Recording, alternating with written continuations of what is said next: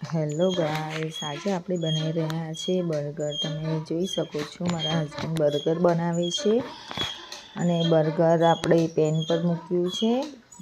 એની ઉપર તમે જોઈ શકો છો એક બાજુ ટીકી તળાઈ છે અને હવે આપણે બર્ગરને સજાવીશું। પહેલાં આપણે શેઝવાન ચટણી લગાવી છે, પછી ટમેટાં, ડુંગળી, ગાજર, કેપ્સિકમ એ બધું મૂકીશું। તમે જોઈ શકો છો આ થાળીને આખી સજાઈને મૂકી છે। પહેલેથી તમારે થાળી તૈયાર કરીને મૂકવાની, જેથી કરી આપણાને બર્ગર બનાવવામાં આસાની થાય। એકદમ ઝીણું ઝીણું પતલું પતલું સમારવાનું, જેથી આપણે ખાવામાં બી ઇઝી પડે અને મજા બી આવે। તો એક પછી એક આપણે બર્ગર ધીરે ધીરે સજાવીશું। કેપ્સિકમ, ગાજર એ તમારી જે બી હોય તમે બધું આવી શણગારી શકો છો।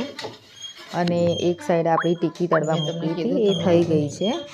એને હવે આપણે થોડી વાર નીતરવા મૂકીશું ટીકી, જેથી કરી એમાં જે તેલ હોય ને એ અંદર ના રહે, બરાબર। પછી આપણું બધું બર્ગર થઈ ગયું છે। એની ઉપર આપણે મસાલા નાખી દેવાના। ગરમ મસાલો છે, ધાણા, જીરું, મરચું, બરાબર, એ બધું નાખી દેવાનું અને એની ઉપર આપણે ટીકી મૂકી દેવાની।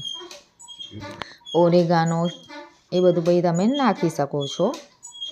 અને તમે જોઈ શકો છો, જો તીખું કરવું હોય તો ચીલી ફ્લેક્સ નાખી દેજો। એની ઉપર આપણે ચીઝ નાખવાનું ફૂલ લોડેડ, કારણ કે આપણે ઘરે બનાવીએ છીએ એટલે કોઈ કસર કરવાની નથી ચીઝમાં, ઠીક છે।